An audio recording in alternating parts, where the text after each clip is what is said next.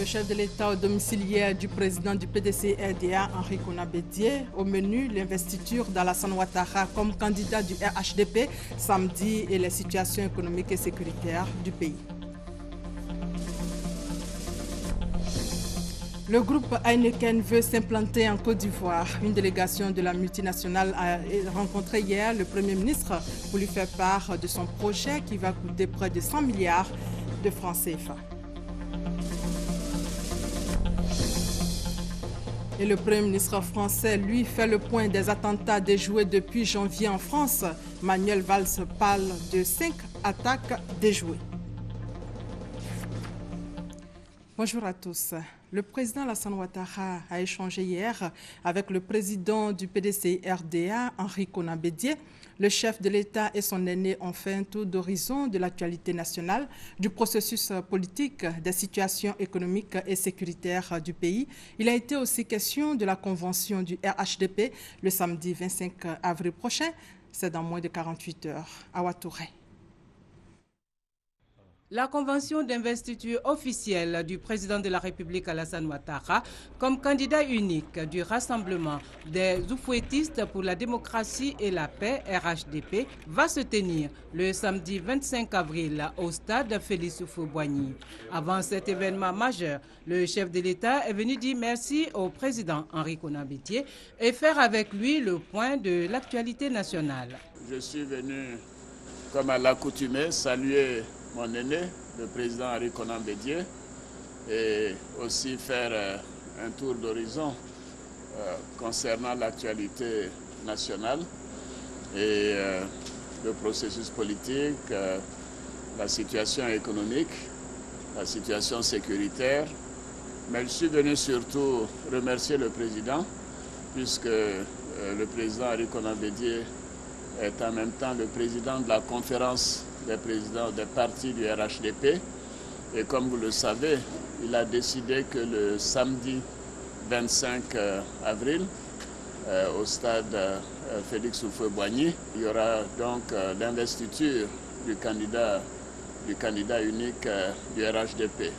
Donc, Président, je suis venu vous remercier d'abord de l'appel de Daoukro, de tout ce que vous faites pour matérialiser cette décision, et aussi pour dire que c'est la voie donc, de l'évolution de la Côte d'Ivoire à moyen et long terme dans une modernité et dans la stabilité. Président, je l'ai déjà dit à maintes occasions, c'est une décision importante pour le pays. Vous n'avez pas pensé à vous-même ou à nos partis respectifs, vous avez pensé d'abord à la Côte d'Ivoire. Et je voudrais donc saluer votre décision et me réjouir que le samedi, nous aurons une très grande fête au Félicia. Et donc, on vous attend tous, vous êtes tous les bienvenus, vous êtes invités à cette grande fête de convention du RHDP le samedi 25 avril. Ce rendez-vous historique placé sous le thème « Le RHDP uni » autour de la candidature du président de la République Alassane Ouattara pour une Côte d'Ivoire qui gagne va rassembler près de 200 000 personnes au stade Félix Houphouët-Boigny. Et hier, juste avant sa rencontre avec Henri Konan Bédié, le chef de l'État a présidé le Conseil des ministres. Deux importantes décisions ont été prises pour mettre de l'ordre dans le secteur des transports. Également, un nouveau décret a été pris pour fixer l'organisation et le fonctionnement du BURIDA, le Bureau ivoirien des droits d'auteur. La synthèse avec Viviane Aïmé.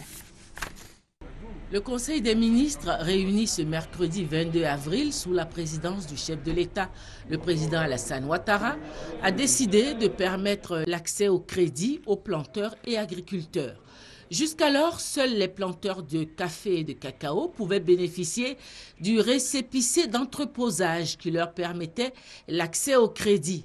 Désormais, tous les autres produits agricoles pourront bénéficier eux aussi du récépissé d'entreposage. Tous les produits sont concernés, alors qu'initialement, il y avait principalement que le café et le cacao.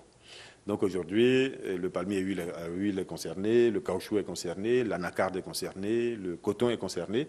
Et évidemment, les produits alimentaires également, l'igname, la banane, à partir du moment où vous avez l'acceptation du tiers détenteur, rien ne s'oppose à ce que la transaction se fasse. Mais ce tiers détenteur, c'est un professionnel.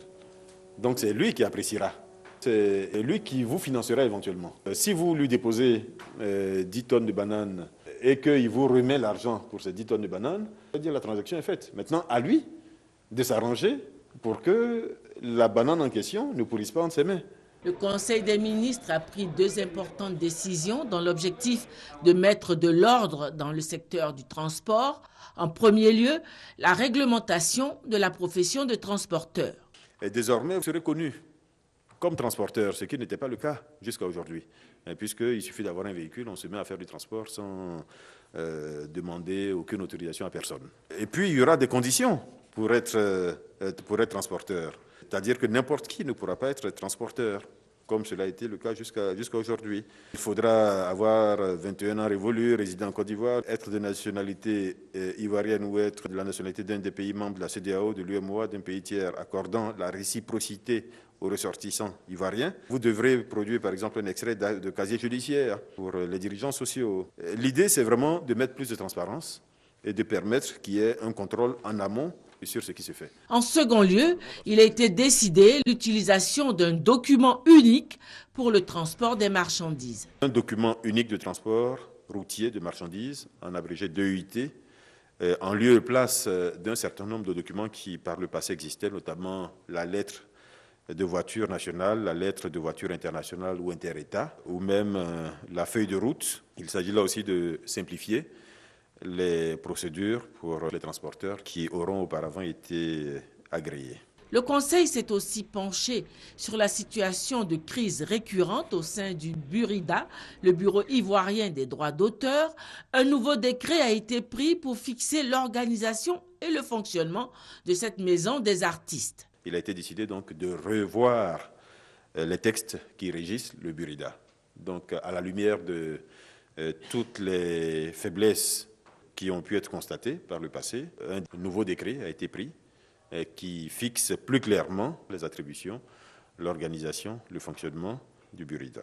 Il a été notamment institué une assemblée générale exceptionnelle qui permet de garantir le respect de l'obligation de reddition des comptes des dirigeants et des sanctions en cas de violation. Et donc, c'est un changement important par rapport à ce qui existait par le passé. Le Conseil a donné son accord pour le démarrage à la fin de cette année 2015 des travaux de construction du stade d'Ebempe situé entre Abobo et Anyama. C'est un stade d'une capacité de 60 000 places qui sera bâti sur une superficie de 20 hectares. Les travaux vont durer 2 ans. Le Conseil a aussi donné son accord pour une contribution du gouvernement ivoirien à l'appel du gouvernement malgache. L'État ivoirien fera un don en numéraire de 500 000 $ à l'État malgache. Le Conseil a été aussi informé de la visite d'amitié et de travail de la présidente du Libéria ce 26 avril, ainsi que de la visite d'État du président de la République le 4 mai prochain à Aboville et le 8 mai prochain à Akupé et à Dzopé. Au même moment hier, la première dame lançait la 4e édition de la caravane ophtalmologique de soins et de consultation des enfants de 0 à 15 ans. La campagne vise à apporter des soins à 10 000 enfants. L'étape d'Anyama, qui a débuté hier, prendra fin demain. Jérôme Kofi Aboulé. À Niamey, la première dame de Côte d'Ivoire, Dominique Ouattara, y était ce mercredi 22 avril 2015. Et pour cause, le lancement de la 4e caravane ophtalmologique organisée par Children of Africa, dont elle est la présidente. Pour le maire d'Anyama, c'est un grand honneur que sa commune soit choisie pour lancer cette caravane visant à des consultations et soins gratuits en faveur des enfants de 0 à 15 ans. Madame la Première Dame, la fierté et la joie d'Anyama sont très grandes aujourd'hui. Comme le dit l'artiste, que 2015 est vraiment l'année de notre année. Hier, le fonds Dominique Ouattara a permis à des centaines de femmes de se prendre en charge. Aujourd'hui, ce sont des milliers d'enfants que vous avez décidé de soulager.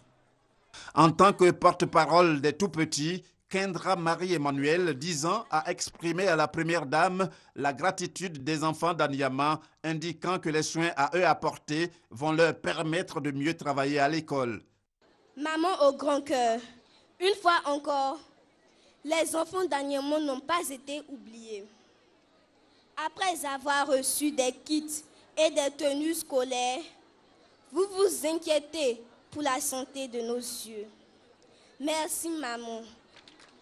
Avec une meilleure vue, nous vous promettons de très bons résultats scolaires, afin de monter nous aussi dans le train de l'émergence.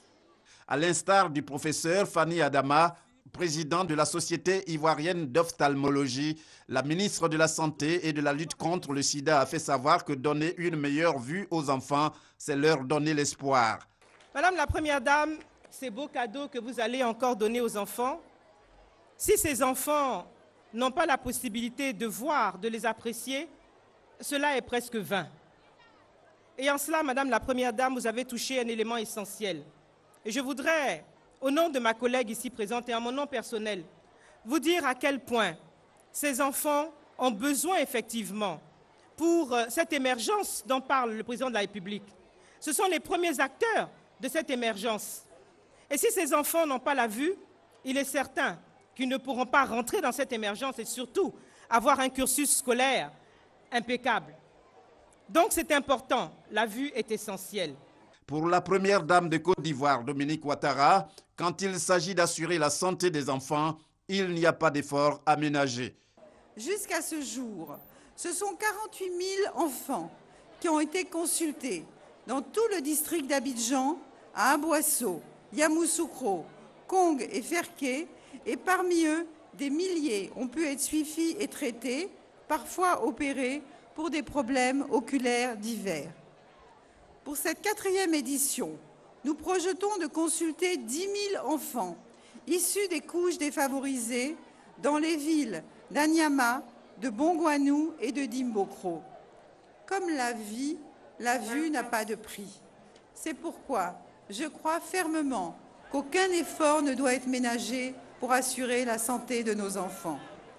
Il nous revient donc à tous et à chacun de contribuer à la réussite de cette campagne pour le bien-être de nos enfants. Le lancement de la 4e caravane ophtalmologique à Anyama va permettre aux différentes équipes d'être dans le district d'Abidjan du 22 au 24 avril, à Bongouanou du 29 au 30 avril et à Dimbokro du 2 au 3 mai.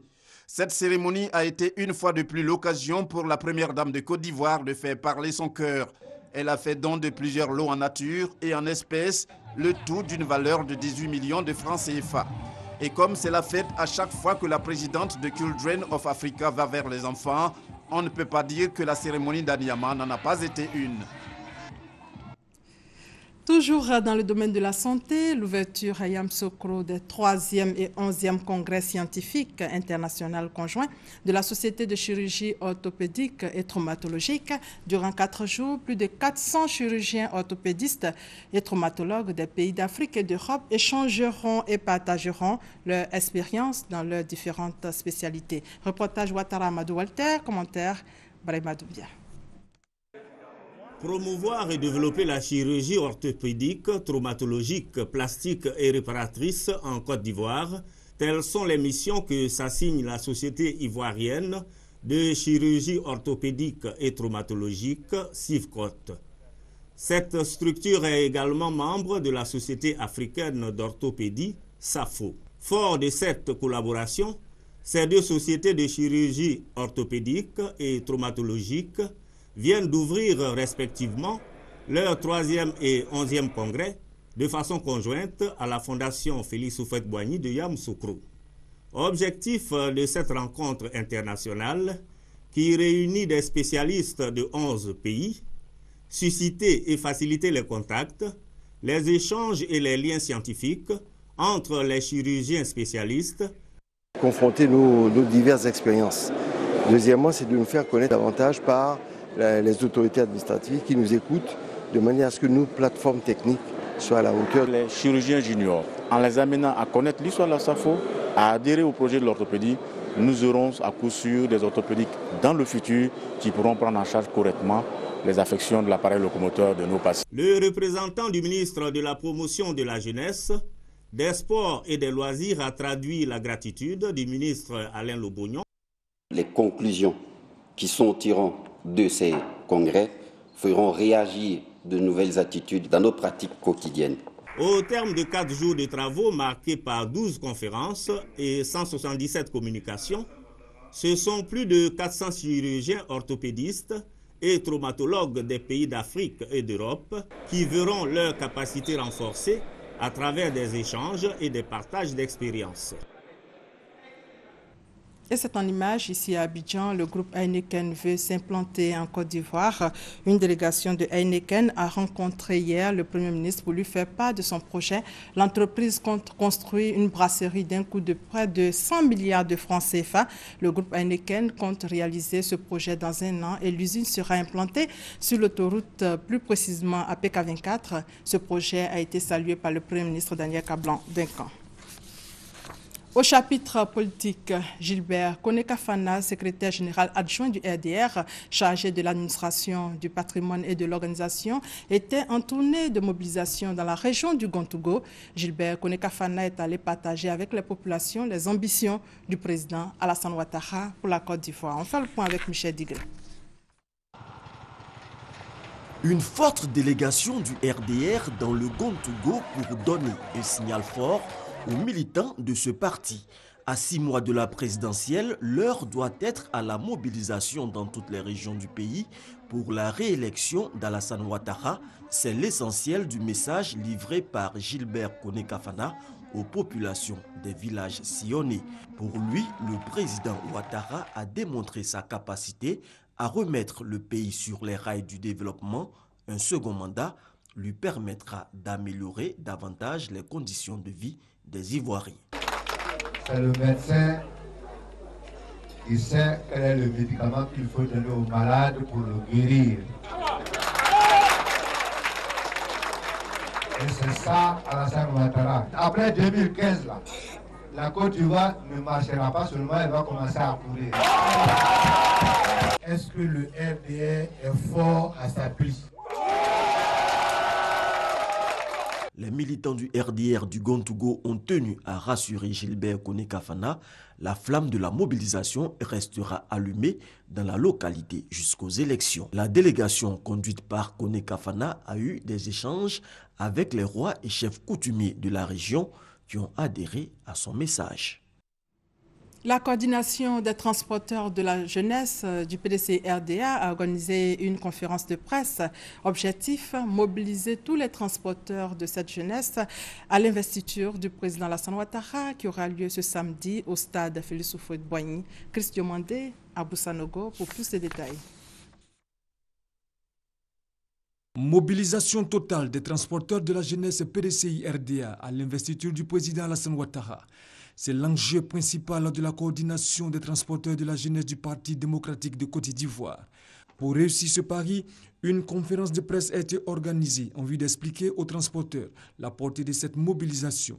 Le président de cette coordination, Lassina Sanogo, demande à ses pairs transporteurs du PDC d'être déterminés et mobilisés pour rendre un hommage au président de la République Alassane Ouattara pour les grands chantiers de développement de la Côte d'Ivoire. Lassina Sanogo a donc invité l'ensemble des transporteurs de son parti à se rendre le samedi 25 avril au stade Félix Houphouët-Boigny pour dire oui au candidat du RHDP. Et toujours en politique, le président du Rassemblement des jeunes républicains et le président du Front populaire uni sensibilisent leurs camarades sur la nécessité de préserver un climat apaisé avant, pendant et après le scrutin présidentiel. Ils viennent à cet effet de mettre sur pied une plateforme apolitique qui regroupera l'ensemble des associations apolitiques pour la paix en Côte d'Ivoire. On fait le point avec Abou Sanogo. Plus de 30 mouvements de soutien militent en faveur du président Alassane Ouattara pour lui donner un second mandat. Réunis désormais au sein d'une plateforme, ils ne forment plus qu'un et unique groupe dénommé Plateforme pour la victoire d'Ado. Nous, notre tâche, c'est de nous adresser directement à la société civile. Faire en sorte que les populations qui vivent en Côte d'Ivoire ne se laissent pas compter cet événement. Que chacun se déplace pour venir donc magnifier le président Alassane Ouattara. La nouvelle plateforme a tenu ce mardi 21 avril sa première réunion qui a vu la mise en place de 4 commissions et la désignation de son président, Blé Guiraot, du groupe d'action pour la candidature unique d'Alassane Ouattara. À quelques jours de l'investiture du candidat du RHDP, prévu ce 25 avril, la nouvelle machine est prête à relever son premier défi, celui de travailler à la réussite de cet événement en mobilisant en grand nombre la population ivoirienne. Nos mobilisations donc, là, se fait par objectif. Ça ne sera pas des mobilisations dans le vide, par objectif. Et les moyens de soutien doivent évidemment prendre les 700 bâches qui seront en dehors du Safou Boigny et qui devront montrer la capacité, l'adhésion populaire des Ivoiriens au programme du président Ouattara. C'est ensemble que les différents mouvements de soutien au président Ado veulent gagner le pari de la mobilisation pour la réussite de la cérémonie d'investiture. C'est aussi ensemble qu'ils entendent travailler pour faire de la réélection du Dr Alassane Ouattara une réalité, un rêve longtemps caressé par le RHDP, le Rassemblement des oufouettistes pour la démocratie et la paix. C'était plutôt la rencontre du GRACU. 30 mouvements et associations de soutien à la candidature du président Alassane Ouattara ont décidé de s'unir. Ils viennent de mettre sur pied, vous l'avez vu, une plateforme et Jean-Blé Guiraot, président du GRACU, a été désigné pour conduire aux destinées de cette plateforme.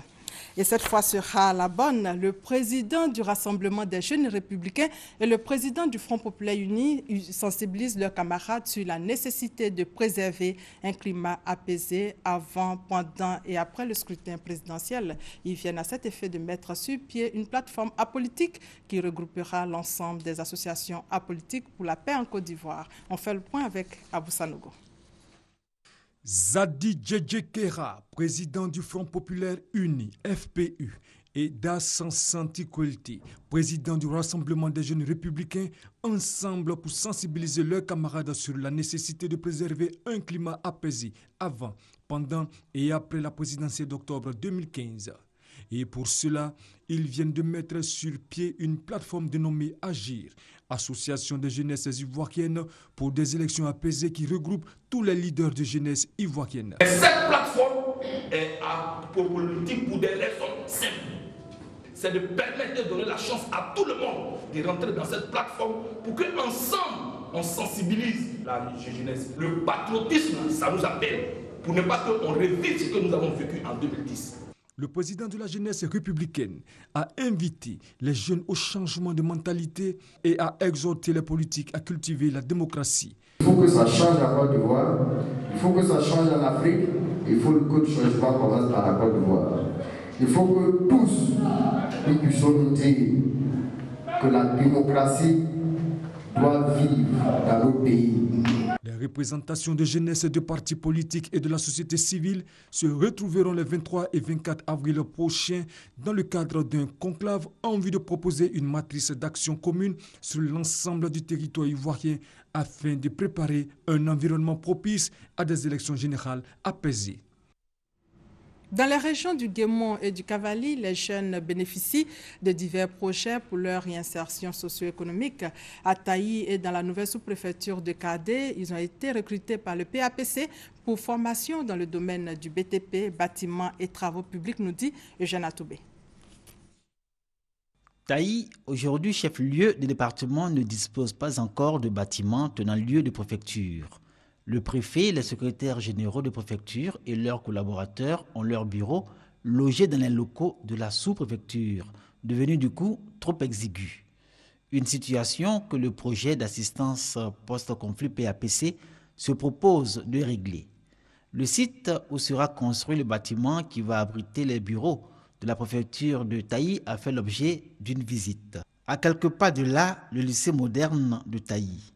Nous découvrons des jeunes en vareuse bleue recrutés par le PAPC dans le cadre d'un projet dénommé Chantier École, au sortir d'un cours dans l'un des bâtiments de l'établissement. Je suis un peintre, mais je n'ai pas de diplôme.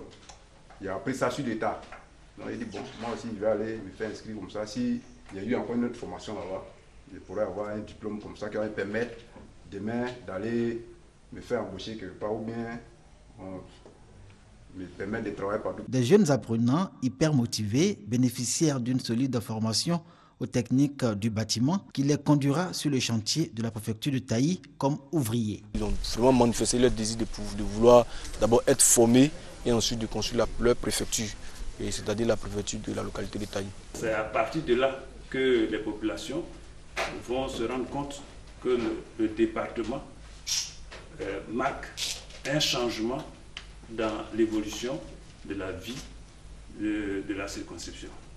Selon les termes de l'accord de financement de la construction des bureaux de la préfecture de Taï, c'est par la méthode chantier-école que les travaux seront exécutés. En clair, les jeunes formés à la théorie pendant 3 mois auront à passer 8 autres mois dans la phase pratique de leur formation sur le site, encadré par des ouvriers qualifiés et l'entrepreneur en charge de la construction de l'ouvrage. Mais avant le démarrage des travaux, le site doit être aménagé et viabilisé. PAPC va nous aider à construire cet édifice-là. Dans les prochains jours, le terrain sera traité et les gens vont venir travailler. La construction des bureaux de la préfecture de Taï et de ceux de la nouvelle sous-préfecture de Kadé dans le département de Guiglo est pour les jeunes sélectionnés dans le cadre du projet chantier-école une opportunité de stage et de perfectionnement. Et fort de leurs acquis, ils sont invités à se constituer en groupement et grâce à leur épargne, ils peuvent obtenir du PAPC un financement pour monter leur propre entreprise. Zhaounien et Toulepleu sont des exemples édifiants. Ces anciens stagiaires du PAPC y ont respectivement créé une série et une quincaillerie qui sont la marque de leur réinsertion dans le tissu économique et social. Les audiences foraines lancées par le gouvernement constituent pour la région du Bafing une véritable source de satisfaction. Cette opération permettra aux populations ne disposant pas de documents administratifs d'en avoir. Sur le sujet, les cadres mènent des campagnes de sensibilisation afin de convaincre leurs parents à adhérer à cette opération gratuite. Mamadou Kwasi. Selon les dernières études, une personne sur 2 dans la région du Bafing, au nord-ouest de la Côte d'Ivoire, ne dispose pas d'acte de naissance. Une situation due à la non-déclaration des naissances. Les audiences foraines lancées par le gouvernement constituent pour ces populations une opportunité de disposer de documents administratifs. Pour convaincre les parents à adhérer à cette opération, les cadres de la région mènent depuis quelques mois une campagne de sensibilisation. Une tournée qui a conduit Yakia Diomandé, premier vice-président du conseil régional du Bafing, et les autres cadres dans toutes les sous-préfectures de la région. Pour cette initiative, ils ont reçu le soutien et la caution morale de l'ensemble des cadres de la région. Partout où la délégation est passée, les populations ont été instruites sur l'importance de cette opération. À l'initiative du président du conseil régional, l'ensemble des cadres donc, a pris les dispositions nécessaires pour accompagner nos parents dans l'acquisition des papiers. Aujourd'hui, toutes ces dispositions nous donnent l'espoir et nous font dire qu'à la fin de cette opération, il n'y aura plus une seule personne dans la région du Bafing sans papier. Ils ont expliqué à leurs parents que cette opération est gratuite. Elle favorisera l'acquisition de la carte nationale d'identité et partant l'inscription sur la liste électorale. Les parents saluent l'action des cadres en promettant de tout mettre en œuvre pour la réussite de cette opération. Dans le domaine de l'éducation nationale, et c'est en bref, les épreuves écrites du concours direct d'entrée dans les centres d'animation et de formation pédagogique CAFOP session 2015, initialement prévues le samedi prochain, ont été reportées de 24 heures. Ces épreuves auront donc lieu le dimanche. Un mot de religion dans ce 13h. Les fidèles de l'église Pentecôte de Salut de la commune d'Abobo ont initié un programme d'adoration pour prôner l'amour et la cohésion entre les filles et les fils de la Côte d'Ivoire. Une façon pour les responsables et les fidèles de cette église d'apporter leur contribution à la réconciliation et à la paix. Eman Niamie. Côte d'Ivoire, adore ton Dieu, prier pour la Côte d'Ivoire. C'est le thème développé par l'évêque Guéno Benjamin, prophète de l'église Pentecôte du Salut d'Abobo, au cours d'un programme d'adoration et de prière. L'évêque Guéno Benjamin a exhorté les fidèles de cette église à pardonner, mais aussi à tourner définitivement le dos à la vengeance, à la violence et à la guerre. Pour lui, la vengeance n'engendre que la violence. C'est pourquoi il a invité les fidèles de l'église Pentecôte du Salut à prôner l'amour et la solidarité en vue d'une paix durable en Côte d'Ivoire. Ce programme de prière a vu également la participation d'éminents hommes de Dieu, dont la prophétesse Naomi Tondé. Tout comme l'évêque Guéno Benjamin, la prophétesse Naomi Tondé a invité les fidèles à aller à la réconciliation sans arrière-pensée et à accepter l'autre avec sa différence. À l'étranger, Manuel Valls a déclaré aujourd'hui que 5 attentats avaient été déjoués depuis le début de l'année en France. Le Premier ministre a en outre souligné que la menace terroriste n'avait jamais été aussi forte dans l'histoire du pays. Il a également ajouté que 1573 Français ou résidents en France sont recensés pour leur implication dans les filières terroristes. Et c'est la fin de ce 13 supervisé par Chantal Akandan. Merci de votre fidélité.